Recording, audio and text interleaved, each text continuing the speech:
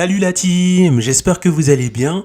Aujourd'hui on se retrouve pour une nouvelle vidéo dans la série Astuces sur Windows et aujourd'hui on va découvrir comment faire pour mieux refroidir votre PC, les composants de votre PC avec des moyens matériels. Donc là dans cette vidéo ça ne sera pas des moyens logiciels mais plutôt des moyens matériels. Bien sûr, je ferai une autre vidéo où j'expliquerai avec cette fois-ci des moyens logiciels comment mieux refroidir votre PC. Alors n'hésitez pas à vous abonner à la chaîne, à mettre un gros pouce bleu et activer la cloche de notification parce que ce sont des moyens gratuits qui permettent de soutenir la chaîne. Déjà, une des choses très importantes à ne surtout pas négliger, c'est l'airflow de votre boîtier. Donc on va prendre comme exemple mon boîtier, c'est qu'il faut des ventilateurs pour amener l'air frais à l'intérieur de votre boîtier et il faut un ventilateur ou plus pour enlever l'air chaud que les composants vont produire pour expédier cet air chaud en dehors du boîtier. Donc ça, c'est deux choses très importantes à prendre en compte. Dans mon cas, on retrouve 3 ventilateurs en façade qui vont venir ramener l'air frais à l'intérieur du boîtier. Une chose très importante à prendre en compte pour avoir déjà un bon airflow sur votre boîtier, c'est de choisir un boîtier avec un bon airflow.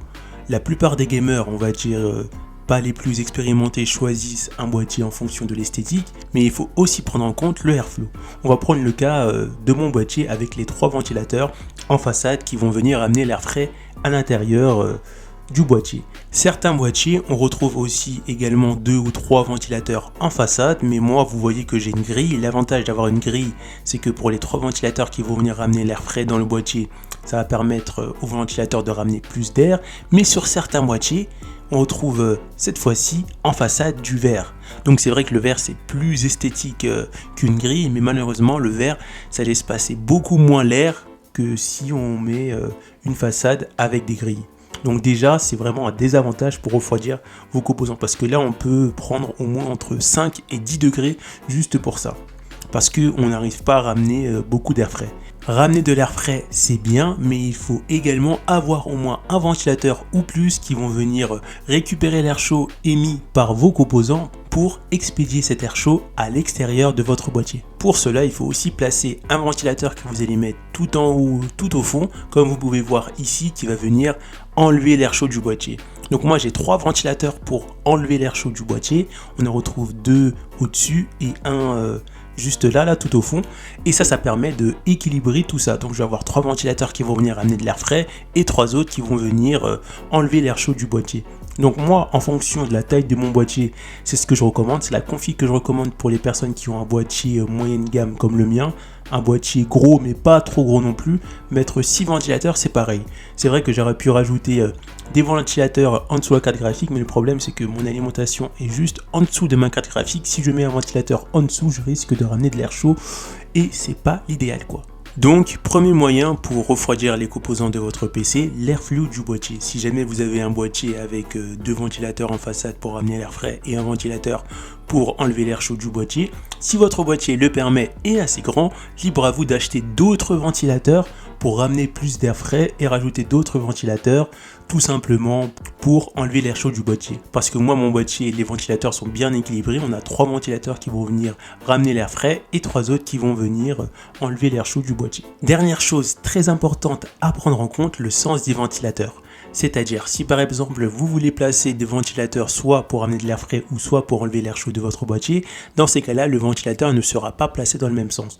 Je m'explique, si vous voulez prendre un ventilateur pour l'utiliser pour ramener de l'air frais, dans ces cas-là, vous allez le monter à l'endroit, c'est-à-dire que le côté du ventilateur où on retrouve les informations du ventilateur, ça va se retrouver à l'intérieur de votre boîtier, et le devant du ventilateur où on ne retrouve pas d'informations sera devant votre boîtier. Au contraire, si vous voulez prendre un ventilateur cette fois-ci pour enlever l'air chaud de votre boîtier, le côté de votre ventilateur où on retrouve les informations, cette fois-ci ça, on va le placer sur l'extérieur du boîtier, et le devant du ventilateur va se retrouver à l'intérieur de votre boîtier.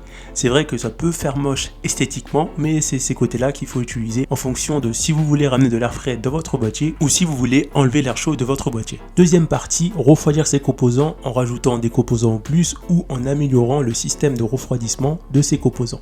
On va découvrir ça ensemble. Déjà, on commence avec l'ajout de ventilateurs. Si vous avez une tour qui vous permet de rajouter des ventilateurs en plus, dans ces cas-là, pourquoi pas en ajouter, tout en respectant bien sûr qu'il faut qu'on a des ventilateurs qui ramènent de l'air frais et d'autres ventilateurs qui vont venir enlever l'air chaud. Donc, Là on peut retrouver des ventilateurs, donc moi je recommande les ventilateurs BeQuet ou ceux de Corsair qui sont vraiment pas mal. Après les autres j'ai pas essayé. Si vous voulez rajouter des ventilateurs, par exemple rajouter comme moi 2 ventilateurs sur le haut, il faut bien prendre en compte la taille des ventilateurs. Là on retrouve du 82 mm, là on peut voir que c'est du 120, là on peut voir que c'est du 140. Si par exemple vous voulez ajouter 2 ventilateurs sur le dessus de votre boîtier et vous prenez du 140 et là vous vous rendez compte que au final on peut en mettre qu'un seul, mieux vaut opter pour un plus petit et pouvoir en mettre 2 sur le côté. Mais après c'est vous qui voyez. Plus le ventilateur est gros normalement et plus ça va être efficace. Ensuite on passe au ventirad, un moyen de refroidir votre processeur. Je vous conseille celui-là, BeQuet, qui est relativement pas mal. On peut prendre bien sûr des plus chers comme celui-là si je clique dessus. Donc en fonction bien sûr de votre processeur, si vous avez un processeur, un CPU qui chauffe beaucoup et un très gros processeur, peut-être que ça va être mieux pour avoir des meilleures températures, des températures les plus basses possibles, de le passer en water cooling. Donc le water cooling c'est ça, c'est un radiateur mais cette fois-ci ça refroidit à l'eau, ça permet de mieux refroidir votre CPU, votre processeur, et en fonction de l'épaisseur ou en fonction de la taille de votre boîtier, parce que là on est quand même sur du 360 mm, il se peut que ça rentre pas dans votre boîtier, donc bien vérifier si dans votre boîtier le 360 mm rentre. Si ça rentre pas, optez pour une taille plus petite. On a 280, on a aussi 240 et on a celui-là en 120 mm.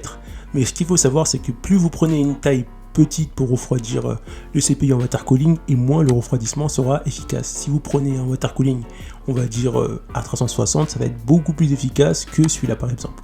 Ensuite, on retrouve la même chose de la marque MSI. Par contre, là, sur la marque MSI, prenez bien le RV2 et pas la série RV1, parce que la série RV1, il y a un défaut de fabrication, je ne sais même pas pourquoi c'est toujours en vente, alors que la série RV2, le défaut de fabrication, a priori, est corrigé. Donc, ne vous faites pas avoir par rapport à ça. Et pour terminer, le moyen ultime pour refroidir les composants de votre PC, le Water Cooling Custom. Donc là on retrouve 2 modèles. Avant de voir la différence entre les deux, on va voir ensemble c'est quoi le Water Cooling Custom. Le Water Cooling Custom c'est quoi? C'est très simple, ça va être un moyen qui va vous permettre de mieux refroidir les composants. Cette fois-ci vous allez vous-même faire le circuit d'eau, vous allez devoir mettre des tuyaux, etc. Et la boucle que vous allez créer avec les tuyaux, qui peut être rigide ou non rigide, ça va passer par le CPU, les ventilateurs et parfois même la carte graphique, et tout l'eau à l'intérieur sera alimenté via une pompe. Donc ça permet de mieux refroidir le CPU par exemple, comparé à un moyen AIO. Donc ça c'est un moyen de refroidir votre CPU avec un water cooling de type AIO, alors que là on est sur un water cooling custom et on peut même rajouter d'autres composants dans la boucle. C'est ça qui est intéressant. Par contre, pour refroidir sa carte graphique avec un water cooling custom, il va falloir acheter un outil supplémentaire qui s'appelle le Waterblock, en fonction bien sûr du modèle de votre carte graphique.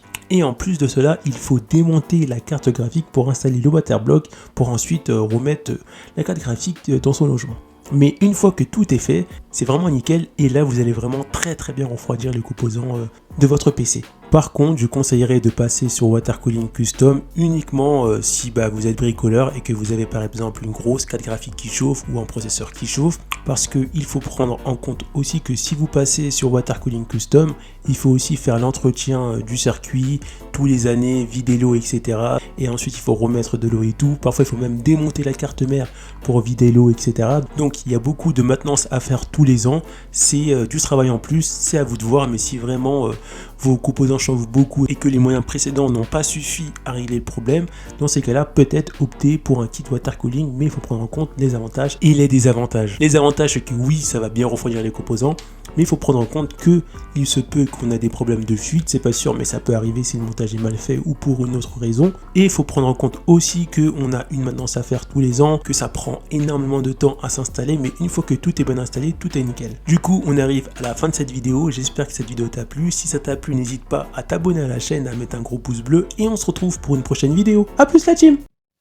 Pour retrouver d'autres astuces sur Windows, cliquez sur l'épingle du numérique, après vous êtes abonné bien sûr. Rendez-vous dans l'onglet Playlist et là cliquez sur la playlist Astuces Windows.